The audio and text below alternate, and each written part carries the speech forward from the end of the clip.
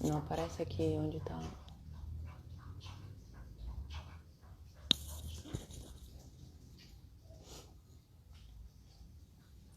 Oi, pessoal. Hoje a gente vai falar sobre treinamento no remo. Um assunto bem bacana aí pro pessoal que tá começando como treinador, que nem eu, ou que já tá há muito tempo como treinador também, né, para os atletas saberem como é que funciona.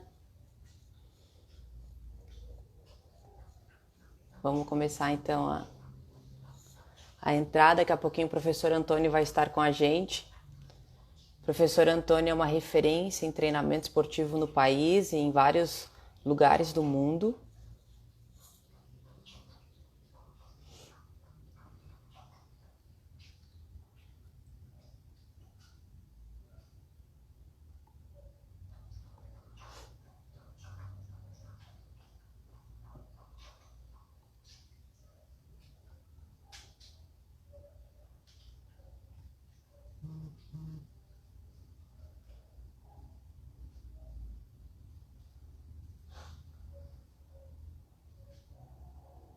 Vamos aguardar só a vinda do professor aqui.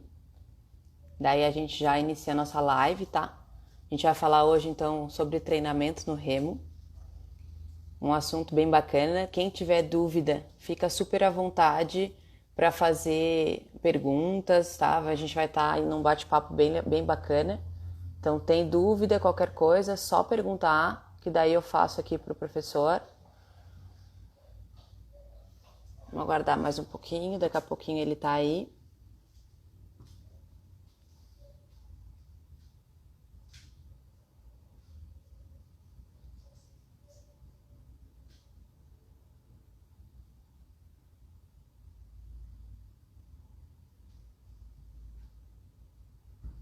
Lá, o professor já entrou, vou procurar ele aqui rapidinho.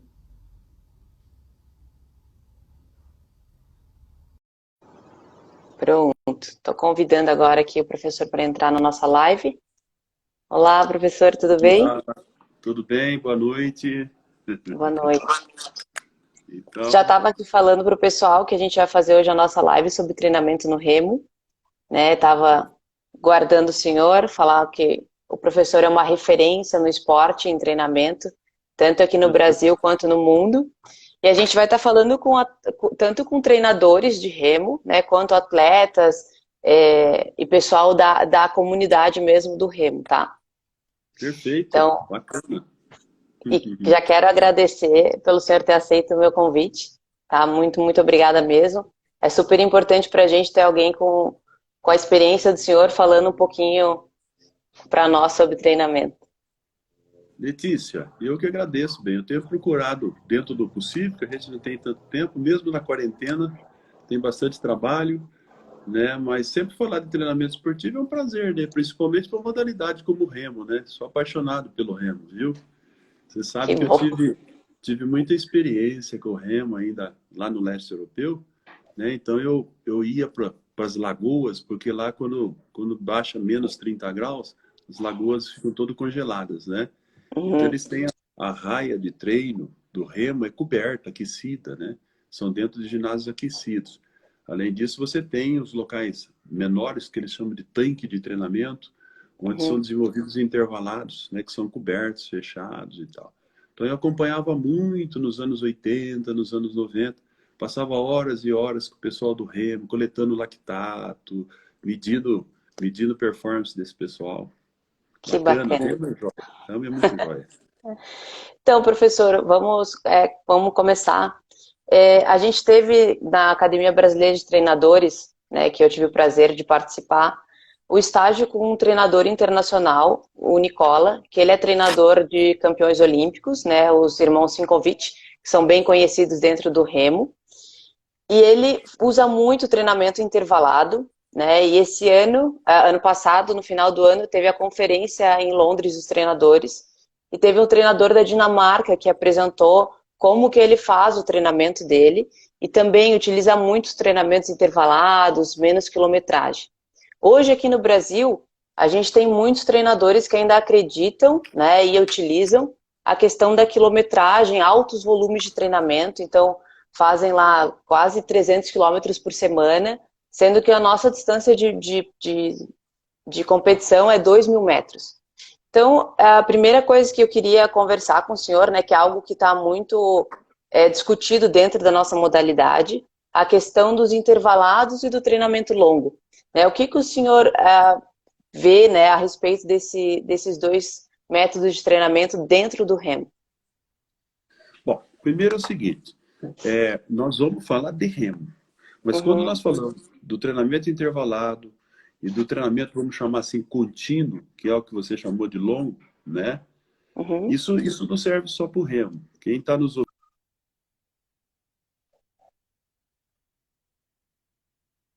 O primeiro fator é o seguinte, quando nós falamos em performance lá no remo, tá? Nós estamos falando em buscar resultado, melhorar o resultado. Tá?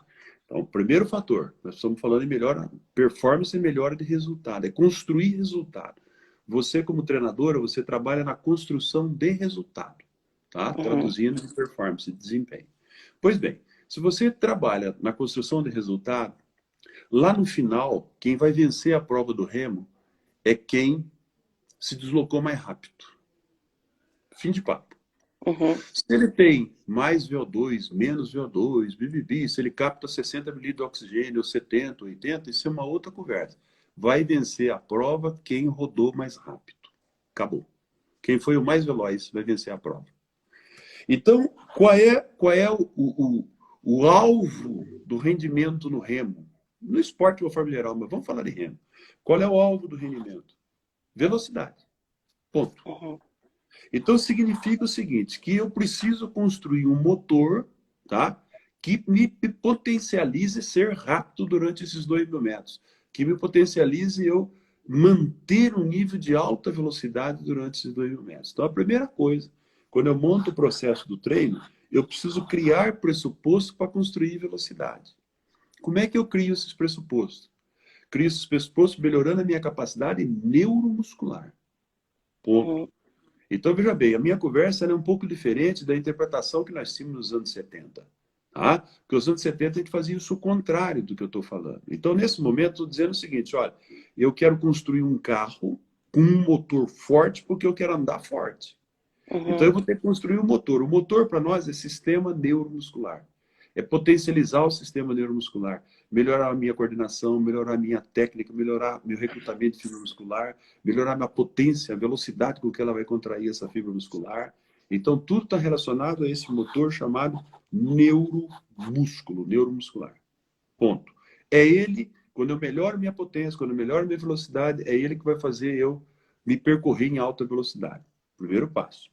Agora, se eu tenho um carro com um motor muito forte, mas o tanque de gasolina é pequenininho, então a gasolina vai acabar daqui a pouco. Ali nos 500 metros, no 1.000 metros, no 1.200, eu vou abrir as pernas porque eu não tenho combustível. uhum, Então eu construo o motor, sei da potência do meu carro e agora eu vou preparar o tanque de gasolina para que esse motor seja potente e rápido durante o maior tempo possível. Então eu vou construir o que eu chamo de fatores metabólicos. São os fatores de resistência. Ponto. Agora veja bem, então, se nós vamos construir esse prédio, um prédio, nós não vamos poder, Letícia, colocar o teto, a parede, para depois fazer o alicerce. Nós vamos ter que fazer o alicerce bem feito para que ele suporte uma parede, um teto bonito e assim sucessivamente. Então, a uhum, partir desse raciocínio, você passa a entender o seguinte: o treino intervalado, ele me ajuda muito a construir esses fatores neuromusculares, tá? E o treino intervalado me ajuda a construir a potência anaeróbia lática. Quem vai vencer a prova dos 2.000 metros lá no remo é quem suporta a maior potência lática, não é quem tem uma OVO2.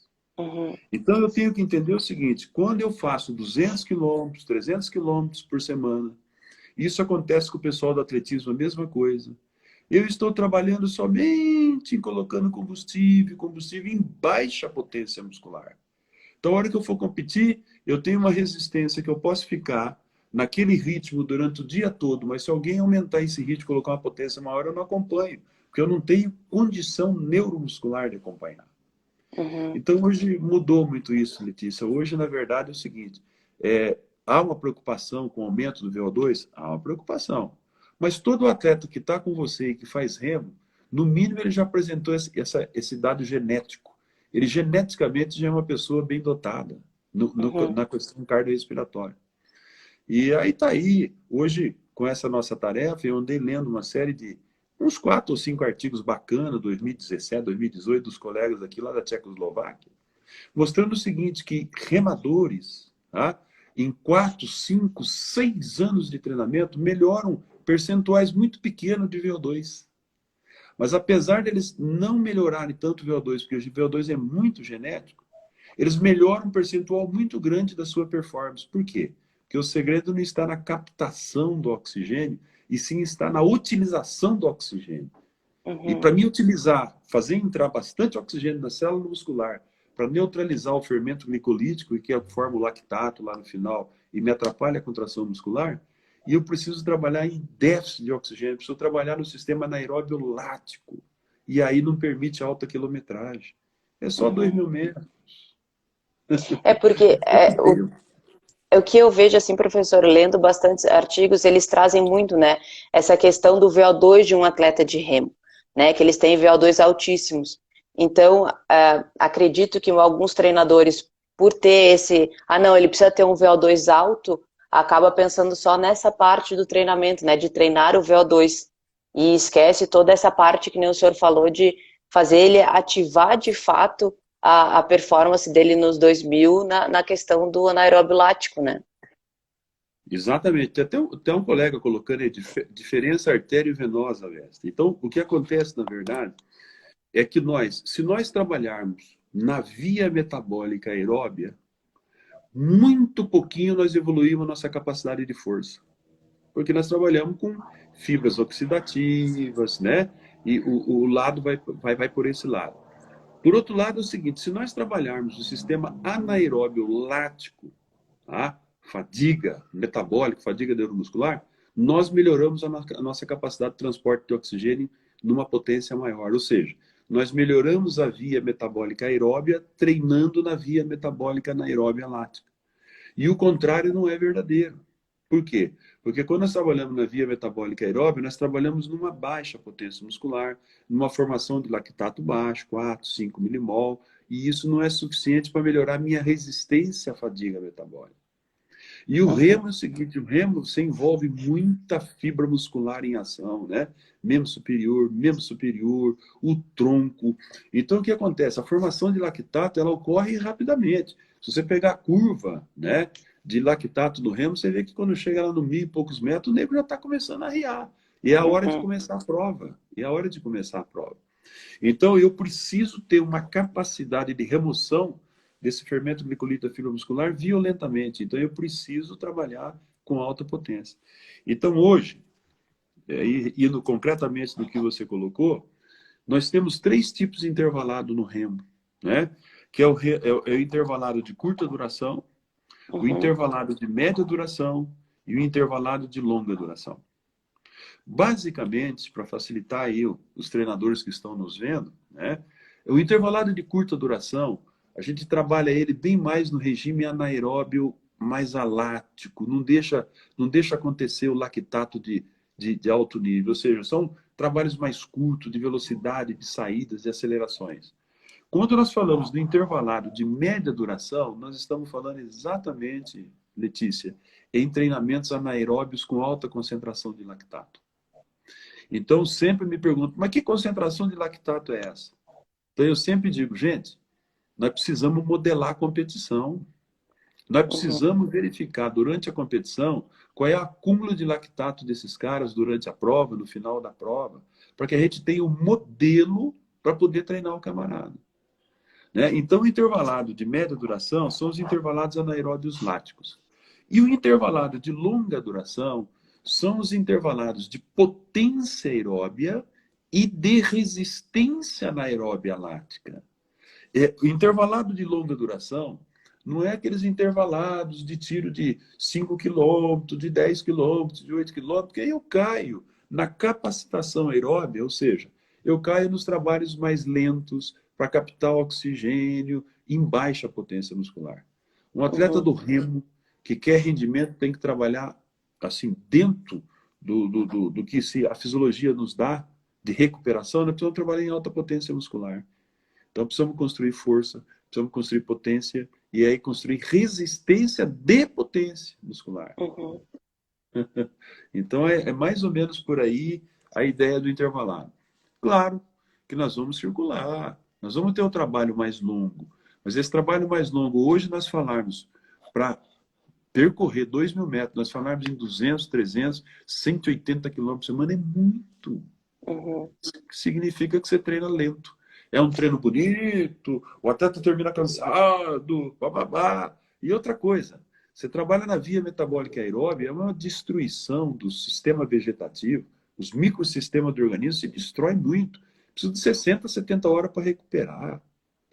É duro você aguentar o trabalho com esse volume todo, você não consegue colocar a qualidade. Talvez isso precisa ser, isso é uma mentalidade que foi desenvolvida ainda por essa ideia do Cooper, né, dos anos Uhum. 70, né? E o Brasil ficou assim com um volume muito alto de treino e é pouco eficiente isso. Porque se fosse eficiente, nós tínhamos mais medalha, Letícia. Uhum. Cadê a medalha? Até foi uma coisa que a gente fez uma live com o professor Sérgio e ele colocou também exatamente isso que o senhor está falando, né, da gente trabalhar mais próximo da nossa, do que se faz na competição, do que só ficar remando, né, e até a questão técnica, né, que se utiliza quando tu tá remando lento, tu tem uma postura técnica e quando tu acelera para um ritmo de prova, essa postura também altera, né, que são coisas que ele comentou com a gente também do benefício também de treinar, não só treinar o intervalado não só para as capacidades, mas também para a parte técnica do atleta, né? Exatamente. Isso aí, alguns autores lá no passado, o próprio Matveev publicou um livro, Letícia, até eu esqueci de trazer aqui, outro dia eu mostrei para o pessoal, 1949. Em 1949, o Matveev falava em modelagem competitiva. O que ele dizia? Ele ia para o campo do treinamento, naquela época no leste europeu, o pessoal treinava muito na base de exército, dos militares, né? Uhum. Então ele contava para mim, sabe, naqueles invernos que a gente ficava sentado, escrevendo, estudando, o velhinho me contava assim, Antônio, eu ia para a base militar ver os atletas treinarem. Então ele dizia para mim o seguinte, ele dizia, eu via que eles treinavam de um jeito e a competição era de outro jeito. Foi quando, em 1949, ele escreveu pela primeira vez, como é que eu respondo as perguntas do treinamento? Só tem um jeito, eu tenho que conhecer profundamente como a competição exige do atleta.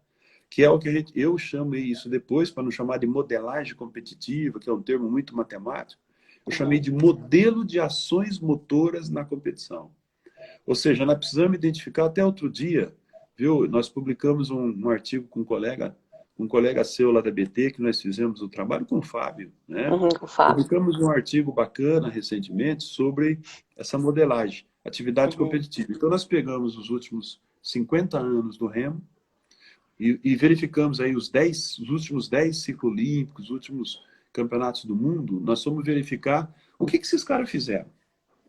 Como é que eles, qual era a velocidade média do remo, em que parte dos 500 metros, 500, 1.000, 1.500, onde é que acontece a maior fadiga, qual é a frequência da remada, qual é a potência dessa remada. Então nós estamos verificando década por década, estamos publicando agora devagar.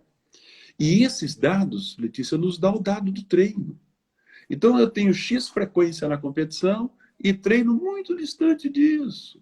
Então minha capacidade de mobilização, né, mental, neural e muscular, ela não tem nada a ver com a competição. Então, para não se trabalhar tão distante da competição, começa a se regular esse volume de treino de maneira que eu trabalhe com qualidade na maior parte dos treinos, né? Essa é a ideia. E professor, porque a gente vê assim, né, que aqui no Brasil a gente tem um déficit, principalmente no início da carreira do atleta, né?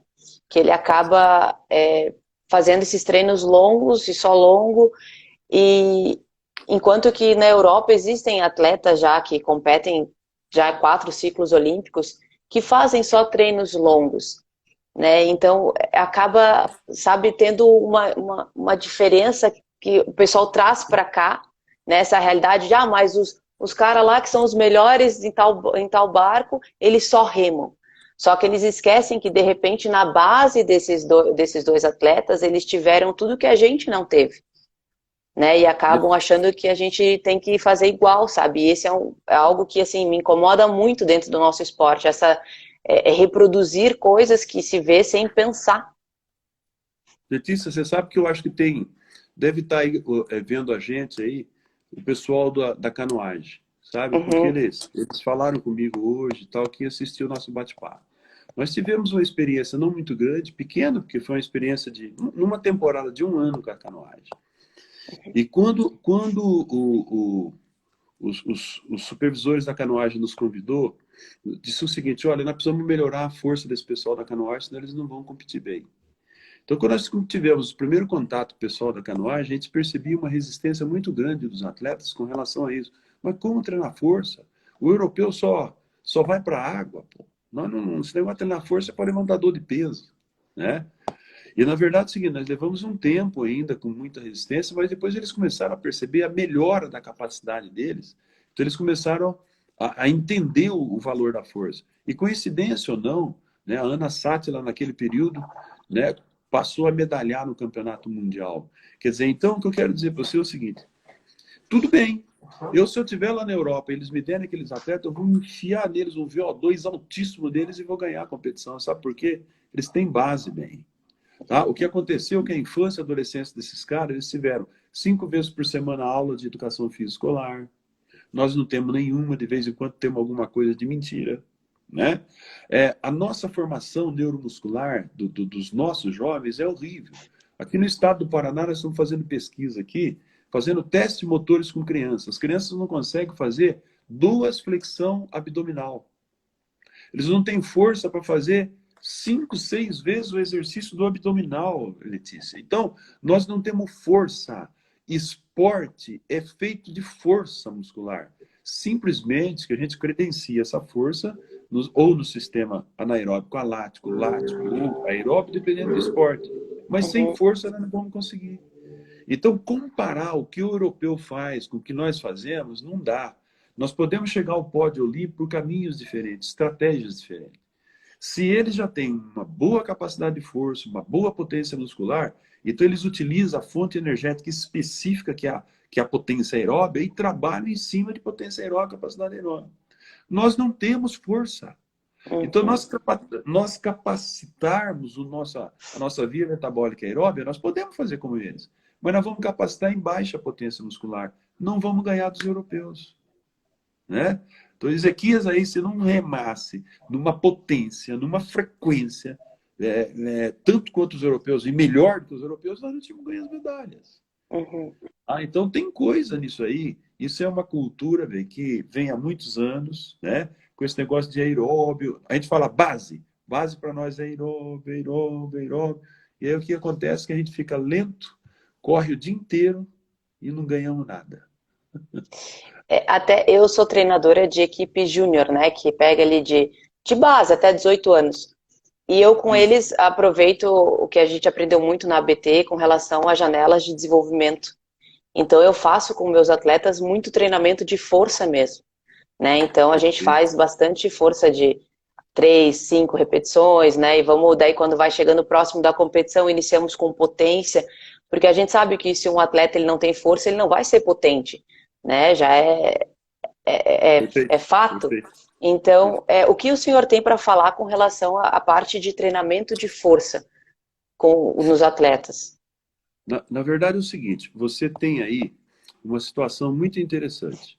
Primeiro, quando nós falamos em força muscular, na nossa cabeça, na nossa cultura, já vem assim, você fecha o olho, você imagina um monte de peso para levantar, e vamos levantar peso. Não. Quando nós falamos em força muscular, fortalecimento muscular, nós estamos falando num complexo neuromuscular que necessariamente não é só levantar peso. Uhum, Levantar o peso também, mas não é o peso que vai resolver o problema da performance desportiva no remo. O peso é um elemento que vai ajudar a resolver essa performance.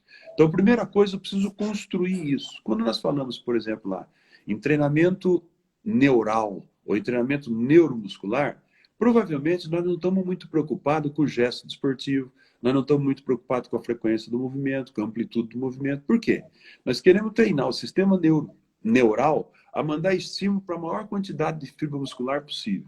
Então, esse exercício pode ser feito numa sala, com peso ou sem peso, com cordas elásticas ou não, de tal maneira que eu exijo contrações musculares o mais diversificado possível, na maior variedade de fibra muscular possível. Então, estou falando de neuromuscular. Quando eu uso o termo neuromotor, então já há uma preocupação maior.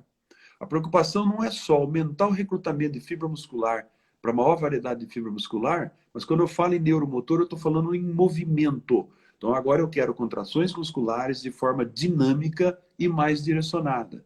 Então eu vou buscar exercícios que trabalham biomecanicamente pelo menos o ângulo, a velocidade do movimento que se aproxima do remo. Mas ainda eu não criei um cadenciamento especial. Tudo isso nós chamamos de força geral.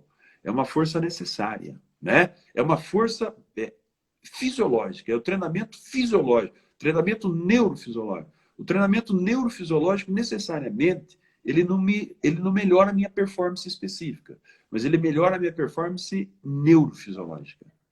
Depois que eu adquiri a performance neurofisiológica, funcional, chamado de treinamento de força especial. E essa força especial só vai se justificar se eu imitar o gesto do remo, seja ele com as pernas, seja ele com o braço, eu chegar o mais próximo possível do gesto, se eu realizar na mesma velocidade, de frequência de movimento da competição, se eu realizar o recrutamento de fibra muscular específico dos músculos da competição e, por outro lado, se eu também desencadear o processo metabólico da competição. Então, serão trabalhos rápidos, um pouco mais alongados, com 40 segundos, 60 segundos, 90 segundos, que eu vou produzir o lactato da competição num grupo muscular menor, e com isso eu vou melhorar o meu metabolismo, vou melhorar a capacidade minha de tirar, ou seja, de inibir a formação glicolítica pela força especial. Então, força geral, força especial e força específica, que é ir no barco. Aí eu vou ter que... A força específica é os famosos intervalados.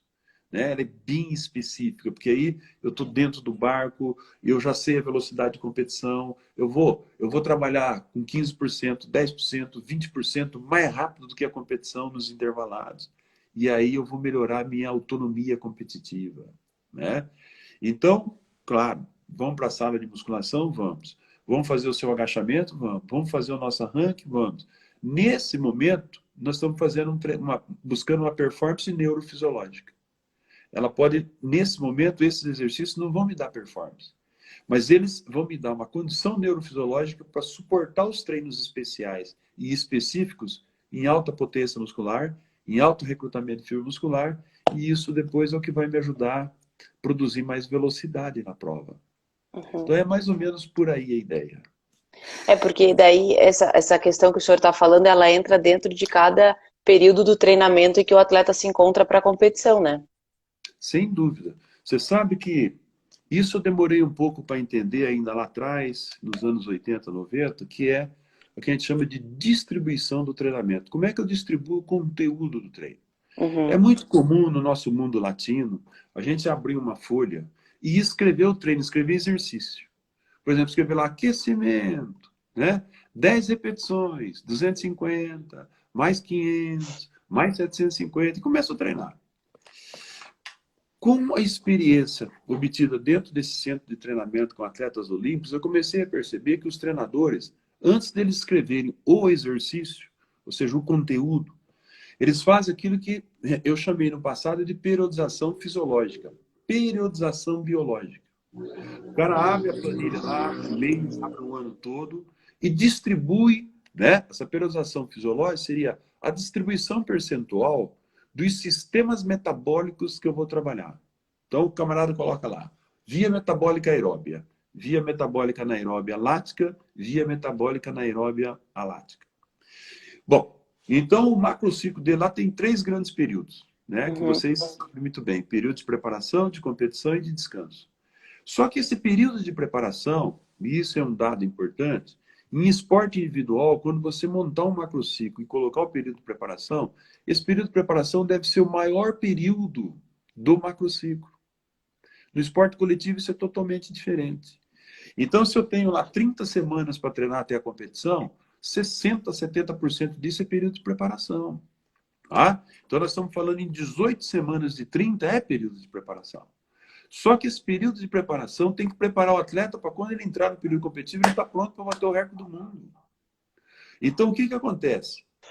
Preciso dividir esse período de preparação em 2 grandes etapas. Uma etapa chamada geral, outra etapa chamada especial. Então, quando eu falo no treinamento fisiológico, performance fisiológica, é na etapa geral. É onde eu vou fazer exercícios que são bastante diferentes do remo, mas que são para preparar o corpo do indivíduo para começar a treinar com qualidade na etapa especial. Então, o que eu vou ter que fazer lá? Lá é a chance que eu tenho de fortalecer ele, de melhorar a velocidade, de melhorar o equilíbrio, de melhorar a potência, de melhorar a amplitude do movimento, melhorar a força. Quando eu digo força, esses elementos que eu estou dizendo faz parte do que chama força. Eu preciso de força com amplitude. Eu não preciso de força só no torque na saída do remo. Eu preciso de força no percurso todo do remo. Então é por isso que eu preciso do chamado treinamento fisiológico. Essa é a etapa geral. Etapa especial, eu vou buscar exercícios especiais do remo. Eu vou trabalhar com o remo. O que eu quero dizer? Que quando eu estou na etapa geral, eu não tenho preocupação com alto VO2. Minha preocupação é força, base, bloco de força, bloco de coordenação, bloco de potência. Quando eu entro na etapa especial, então aí eu começo a ir para cima do metabolismo. Aí é a hora de melhorar a resistência lática, de realmente trabalhar em potência aeróbia, resistência anaeróbia e potência anaeróbia. E aí vamos embora. Daí para frente vamos para a especificidade metabólica, porque o cara está forte. E aí vamos melhorando marca, porque nós vamos entrar no período competitivo na sequência. Então é mais ou menos essa ideia no geral. Obviamente que essa discussão é uma discussão que dá para detalhar mais, mas essa distribuição percentual precisa ser feita primeiro do sistema de energia. Depois prescreve os métodos de treino. E é coisa que a gente vê que tem treinadores que não se preocupam com isso, né? De pensar como que a modalidade funciona antes de colocar o treino específico, né? E, professor, daí o senhor falando com relação a isso, tem bastante dúvida que, quando eu falei que ia fazer uma live com o senhor, muitos treinadores vieram falar com relação aos treinamentos intervalados, né? Surgem muitas dúvidas quando que já começa a colocar no treinamento, se eu espero chegar só na parte já competitiva para começar a botar intervalados, ou se eu já posso no período de base, nessa especial, ou já na geral, qual que seria assim, a referência para o senhor de quando eu inicio a fazer os treinamentos intervalados? Treinamento intervalado precisa fazer parte do programa de um atleta do remo, de um atleta do triatlo, de corrida, desde a primeira semana de treino. Eu não posso deixar para depois, porque é no treinamento intervalado que eu corro mais rápido. É nele que eu coloco potência muscular. Então, o treinamento intervalado, guardado as suas proporções de volume, guardado as suas características curto, médio, longo, ele precisa fazer parte. Porque se eu só usar o longo, aquele aeróbico que está acostumado a começar o ano e ficar lá na lagoa, para lá, para cá, para lá, para cá, moderado, o que eu quero com isso? Quando eu faço o trabalho do longão, né, eu quero melhorar a capacidade de captar oxigênio, quero melhorar a capacidade dele fixar oxigênio lá no pulmão, nos alvéolos, quero melhorar a capacidade de transportar oxigênio e, claro, que eu melhoro a capacidade de utilização de oxigênio. Só que a gente precisa entender uma coisa, isso tudo está acontecendo numa potência neuromuscular baixa, com frequência cardíaca de 130 batimentos, de 140, 160 batimentos. É muito baixo. Crio, o que eu faço quando eu faço esse longão, aquela base com esse longão? Eu oxido as fibras lentas, pô, bacana, mas eu oxido as fibras rápidas também. Uhum. O fermento glicolítico responsável pela contração da fibra muscular com rapidez, ele se dissolve, ele começa a oxidar também. E depois, passado alguns meses, algumas semanas, eu começo a dizer para o meu atleta, agora nós vamos trabalhar rápido, agora nós vamos trabalhar com potência. Como? Se eu não preparei o aparelho locomotor, o aparelho neuromuscular para trabalhar potência, como é que eu vou fazer intervalados rápidos lá na frente se eu não tive os recursos neuromusculares treinados para isso? Eu não tenho como produzir. Então eu Uhum. começo a produzir trabalho em cima do ritmo de VO2 máximo, que é tudo que eu não quero. Eu quero agora trabalhar com potência. É só 2.000 metros. Quantos minutos é? Diz para mim quantos minutos é. 6 minutos a prova? É de 7? 6h30, 7 minutos, por aí. Só é 7 minutos, não é 3 horas. Esses 7 minutos o cara tem que trabalhar em alta potência, senão ele não vai ser o campeão. Eu preciso construir potência primeiro, porque essa capacidade aeróbia ele já tem, ele é um Uhum. atleta de remo. E outra coisa, quando eu treino de forma anaeróbia lática, eu melhoro esse componente aeróbio. Quando eu treino aeróbio, eu não melhoro esse componente, porque eu não recruto fibra suficiente necessária, né? Bom, então, intervalado. Usa desde a primeira semana. Você faz o trabalho de captação de oxigênio? Pode fazer, não tem problema nenhum. Um longuinho Uhum. aqui, um longuinho ali. Tá? Agora, eu capto oxigênio. Quer dizer, melhorei o volume de oxigênio. Beleza. Agora eu preciso utilizar esse oxigênio. Está entrando bastante oxigênio, mas como é que eu uso ele? Eu quero usar ele agora. São os intervalados que vai enfiar esse oxigênio para dentro da célula muscular. Então eu Uhum. preciso, desde o início, ter um equilíbrio nisso e utilizar realmente o intervalado desde o início. Não tenha medo, fica tranquilo que isso é bom. Até se tu tinha uma pergunta aqui, a pessoa perguntou se pode fazer intervalado dentro de um treino longo, num período preparatório. Intervalado durante um treino longo. Bom, vamos entender essa pergunta aí, porque se o treino é longo, né? Período preparatório, o nome está dizendo o que você precisa preparar. Então, vamos junto. O atleta é para competição, né? Ponto. Está tudo dito. Se eu preciso preparar ele para a competição, eu preciso preparar, período de preparação, eu preparo ele para competir. Como é que eu vou preparar ele somente com longo? Uhum. Não tem lógica, né? Nós vamos precisar utilizar os treinamentos intervalados desde o início. Só que antecede um bom fortalecimento muscular para a gente ter bom sucesso, para a gente poder ter Uhum. sucesso. Senão eu não consigo depois fazer intervalado de alto ritmo, de alta potência. Professor, o Fábio que ele está pedindo para o senhor elucidar para nós sobre aquecimento, né? Questão de estímulo e tempo, porque no remo a gente vê que os atletas eles aquecem muito antes de uma competição, né? Chegam a remar 4 quilômetros antes de puxar os 2.000, fazem muitas largadas, né? Então, o Fábio está pedindo, e eu também, para o senhor elucidar para a gente sobre aquecimento. Você sabe que o aquecimento tem uma obra que eu publiquei em 1992, chama Ciência do Treinamento Esportivo, tem um capítulo dedicado ao aquecimento. Naquela oportunidade, nós fizemos uma série de experimentos em caminhões, quente, Uhum. né? Que a gente colocava temperaturas mais quentes no 20 grau negativo, no 30 grau negativo. A gente aquecia os atletas dentro desses caminhões, aquecido, experimentando, né? Para ver até onde que iria esse aquecimento. E o aquecimento, uma grande parte do aquecimento é muito mental. Tem atleta que se sente bem fazendo um aquecimento mais prolongado, 40 minutos, 1 hora às vezes, né? Tem atleta que se sente bem mentalmente. Uhum. Na fisiologia do exercício, nós precisamos entender o seguinte: o nome diz aquecimento. Eu não devo, no aquecimento, entrar num processo de gasto de energia, porque senão eu vou gastar energia que daqui a pouco eu vou precisar dela. Uhum. Então, o aquecimento é para preparar o corpo, preparar o cérebro, você pensar sobre a prova, pensar como é que vai ser o ciclo da remada, pensar como é que vai ser a sua largada, o meio de prova, você simular fadiga no cérebro, você simular a competição. Esse é o primeiro fator. E o segundo é a preparação fisiológica do nosso corpo, ou seja, colocar a frequência cardíaca mais ou menos perto da frequência cardíaca que vai ser solicitada daqui a pouco, né? Produzir um aquecimento no meu corpo, um aquecimento que seja o ideal para iniciar a prova, porque se eu não aquecer, iniciou a prova muito fortemente, daqui a pouco eu vou fadigar nos 600 metros, 800 metros. Então, o aquecimento depende da temperatura ambiente.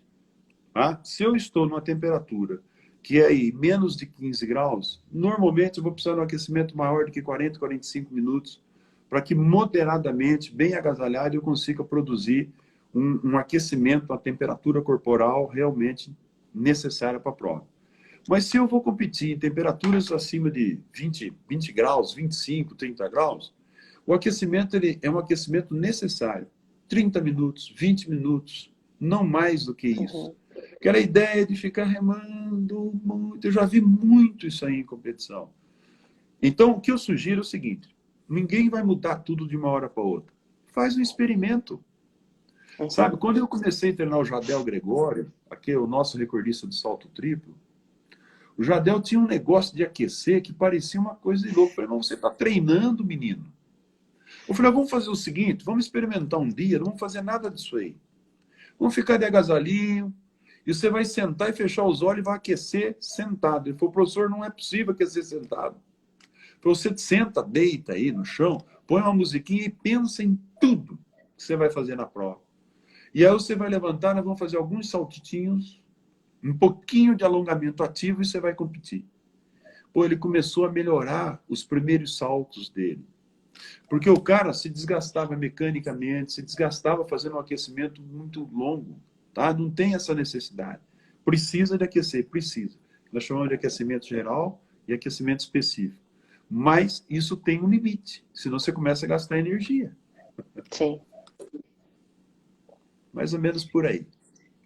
Tá. E aquecimento sempre é dinâmico, né? Às vezes o camarada fica sentadinho lá no cantinho, fazendo aqueles alongamentos estáticos, né? Aí no momento que ele vai para a prova, tudo que vai ser recrutado dele é de forma dinâmica, em alta potência muscular, e ele ficou lá na extensibilidade da fibra muscular, que a fibra está dormindo. Não! É dinâmico. Até no remo o senhor comentou do aquecimento quando tem baixas temperaturas, né?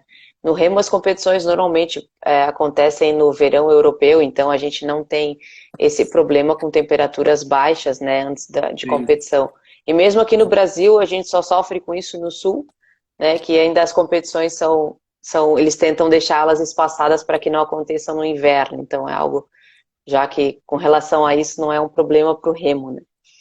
E professor, até com relação à organização, né, de calendário e tudo.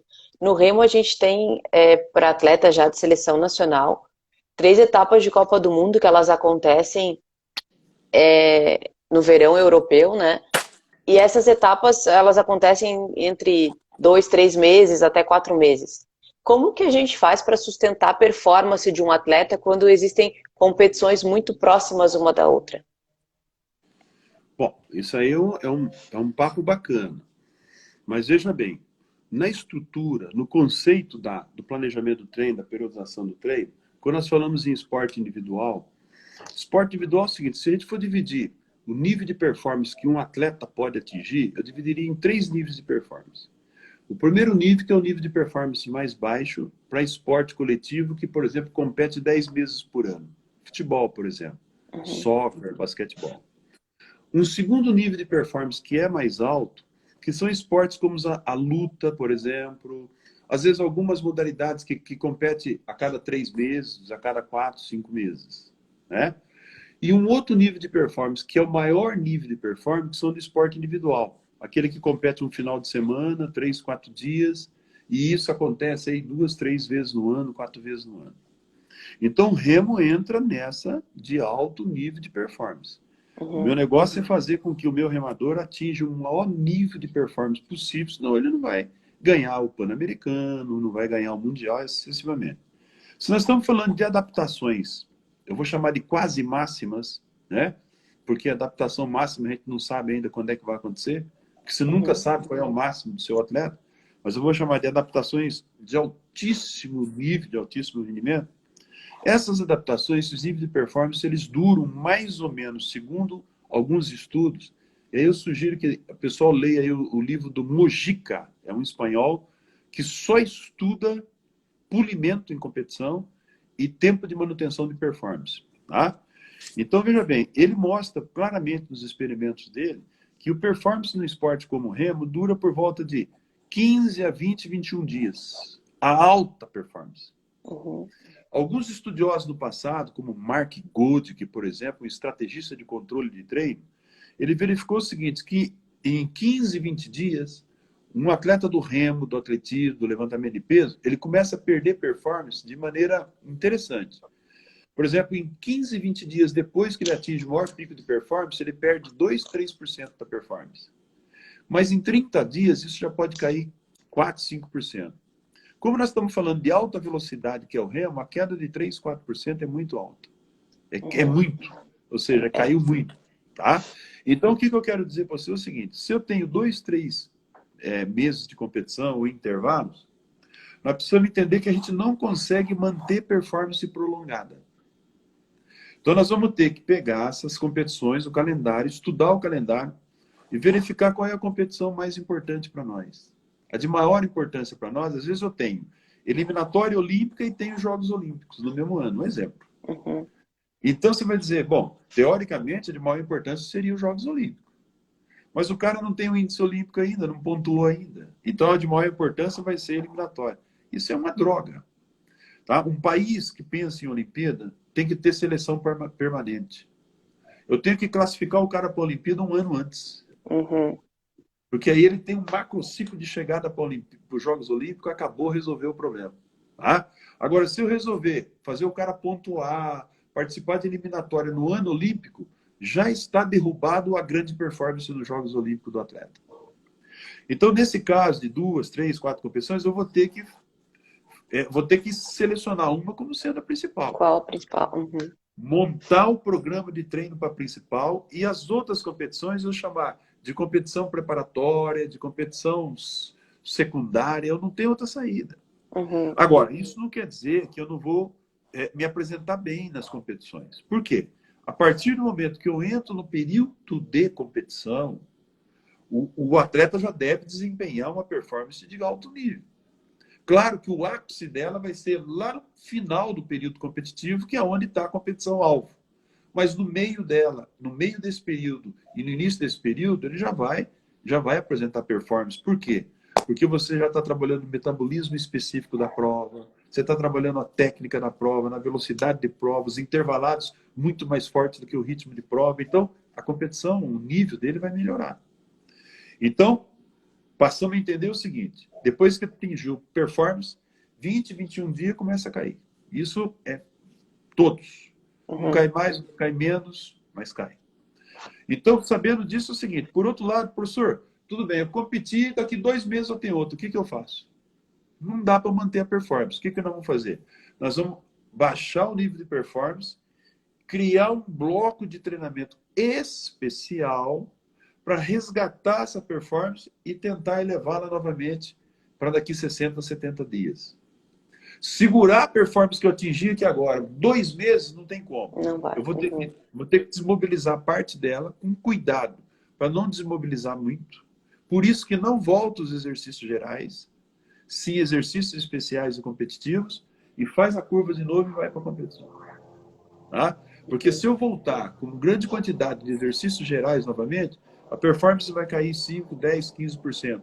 E aí não é suficiente, não dá tempo de você recuperar. Entendi. Ah, então, até o caso... Pode falar. Não, pode falar. Não, é que até o caso que a gente vai passar, a gente ia ter a classificatória olímpica de um barco em maio para competir os Jogos Olímpicos em julho. Então, é exatamente o que o senhor está falando. Então, se nós vamos ter eliminatória em maio, junho e julho, nós temos 2 meses depois, 2 meses e meio depois, nós temos os Jogos Olímpicos. O que vai fazer? Não tem como sustentar a performance de maio até os Jogos Olímpicos. Ela é humanamente impossível, né? Então ele vai ter que ter uma queda e resgatar ele depois para os Jogos Olímpicos. O problema é que quando o atleta se classificou para os Jogos Olímpicos, A cabeça dele já desmobiliza, porque ele diz, eu já vou para os Jogos Olímpicos. E o corpo se desmobiliza porque eu preciso diminuir um pouco a carga de treino para recuperar o cara. E aí, quando eu começo novamente a fazer a curva crescer lá para cima, a mobilização da cabeça do cara, às vezes, já não é a mesma, porque ele já tá contente porque vai à Olimpíada. Uhum. E o tempo de duração que eu tenho entre desmobilizar e mobilizar novamente para a competição é muito pequeno. O nosso corpo, fisiologicamente, demora um pouco para responder. Os dados da fisiologia mostram claramente que ele demora por volta de 3 meses para responder num outro patamar de treinabilidade. Então, se é daqui 2 meses, você já Já sabe que é. você poderia chegar melhor e não vai chegar. Uhum. É biologia, o que eu vou fazer? Nosso corpo é assim. Viu? Você viu a quantidade de pessoas que estão interessadas em treinamento aí? Uhum. Então, mas eles perguntam pouco, né? Essa turma pergunta pouco. E Verdade. o treinamento esportivo, Letícia, ele é fascinante. O treinamento esportivo é muito gostoso, né? Quem mexe com isso ama, gosta. Agora, a responsabilidade de um treinador que trabalha com treino esportivo é muito alta, é muito sério isso aí. Porque quem trabalha com treinamento esportivo, um treinador como você, por exemplo, como as pessoas, muitos que estão aí nos vendo, vocês começam a ser treinador naturalmente por volta de uns 25 anos de idade. Tá? É possível. Você termina a faculdade aos 20, pode começar já com escolinha, coisa e tal. Dos 25 até os 65 anos de idade, vocês têm 40 anos para trabalhar. São 10 ciclos olímpicos. É possível que vocês vão conseguir fazer alguma coisa em 40 anos. Se não fizer, é mocorongo. Agora, veja bem uma coisa que eu vou dizer para vocês. Só que o atleta que chega na sua mão, ele não tem 40 anos para ficar com você. Às vezes ele tem um ciclo só de 4 anos. Às vezes ele tem no máximo 2 ciclos. Não seria justo um treinador desse sentar em cima daquilo que ele fala, eu sei, eu sou o melhor, eu tenho minha metodologia. Não seria justo ele sentar e não permitir o talento de um atleta desse fluir numa medalha olímpica. Não seria justo. E o treinamento esportivo, ele é um problema, porque ele não é uma única área. O que é treino esportivo? É uma junção de conhecimento de diversas áreas. Um treinador não domina tudo isso. Os melhores treinadores do mundo que eu conheço são os caras mais simples, mais humildes, que sabem falar que não sabe, que não sei. Todos os treinadores que eu conheci que sabem tudo, têm pouco sucesso. Os caras que falam, por isso eu não sei, vou procurar, são os melhores. A grandeza dele está em dizer eu não sei. A grandeza dele não está em dizer eu sei, porque isso é obrigação dele. A grandeza está em dizer não sei. Procurar o amigo. Então, às vezes, nós transformamos colegas nossos em inimigo. Né? É meu inimigo. Não! Não tem problema. O conhecimento é para ser realmente democratizado, o conhecimento é para ser discutido. Sabe por quê? Nós trabalhamos não com ciências exatas. Nem 2 mais 2 é 4 sempre. Às vezes ele é 3,99. Nós arredondamos para 4. Né? Então, você imagina a adaptação biológica. Então, a discussão, a arte é importante. Agora, claro, a neurofisiologia já contou para nós como é que é. Ela diz, você precisa de velocidade. Prepara os fatores de velocidade. Ponto. Olha, agora você está veloz. Você precisa de resistência de velocidade para competir. Simples. Então, se eu trabalho com um estradeiro desse aí, um maratonista de 40, 50 quilômetros, né? Então eu tenho que entender que velocidade que é essa que esse cara precisa para correr 50 quilômetros. Se eu trabalho no remo 2.000 metros, 6 minutos, 7 minutos, qual é a velocidade que eu preciso? Quanto mais alta a velocidade, maior preocupação com o potencial neuromotor. Tá? Então é mais ou menos por aí essa discussão. Muito obrigada, professor. De fato, é algo que a gente sofre muito no esporte, isso que o senhor falou de não compartilhar, né, e achar que sabe tudo. E a gente vê que muitas vezes alguém que começa a ter um sucesso não passa para frente o que está aplicando, né, e acaba aguardando achando que vai fazer sempre dar certo e nem é sempre assim, né? Não, e outra, Então, né? Ele não vai treinar todos os atletas do mundo, vai treinar alguns. Ele pode treinar muitos atletas do mundo se ele democratizar o conhecimento. exatamente. Então, Então, eu sou professor, privilegiado. Eu sou hum, privilegiado, sabe por quê? Estou conversando com você hoje aqui do Remo. Outro dia eu conversei com alguém do atletismo, outro dia eu conversei com alguém do basquete. Você sabe que eu sou muito metido. Porque quando vocês ganham o título lá, vocês são campeões, eu sinto que eu ganhei um pouquinho dessa medalha também. Né? ah, com Porque certeza. eu não consigo treinar todo mundo. Eu treino algumas pessoas. Mas essa discussão nossa de troca de conhecimento, eu vou aprendendo, vou passando algo para vocês e tenho certeza que isso vai ajudando a gente a desenvolver o esporte no país. Né? Isso é. Então é isso, é isso, é isso. Muito, muito obrigada, professor, por compartilhar o teu conhecimento com a gente. De fato, agrega muito para o nosso esporte, né? A gente sabe que estamos na luta aí para conseguir ter uma medalha olímpica que ainda não veio. Vai E, vir. com certeza, a gente vai fazer de tudo e tenho certeza que os treinadores que estão vindo hoje no Remo, assim como eu, né, que são novos, eles estão vindo com uma outra mentalidade de buscar melhorar e compartilhar. Então, isso também está sendo super importante para o crescimento do nosso esporte.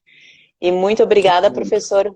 Muito obrigada mesmo por estar com a gente nesse momento e por compartilhar com a gente tudo que o senhor, uma parte, né, do que o senhor sabe. É Muito isso, é obrigada. isso. Viu? Vocês, eu tenho aí no Instagram, tem um pessoal me ajudando a abrir um grupo aí chamado Melhores Amigos. Se vocês entram lá, eu tenho conversado lá, respondido muita pergunta de tudo quanto é área possível, né, daquilo que eu sei. Então também o pessoal pode procurar lá pelo meu Instagram, tá bom? Parabéns, Letícia. Obrigada, Tudo de bom para professor. vocês. O dia que esse Remo ganhar medalha, eu vou dizer, tô aí! Com certeza. Tá bom, gente? Obrigada, Tudo professor. de bom. Até mais. Tchau, tchau.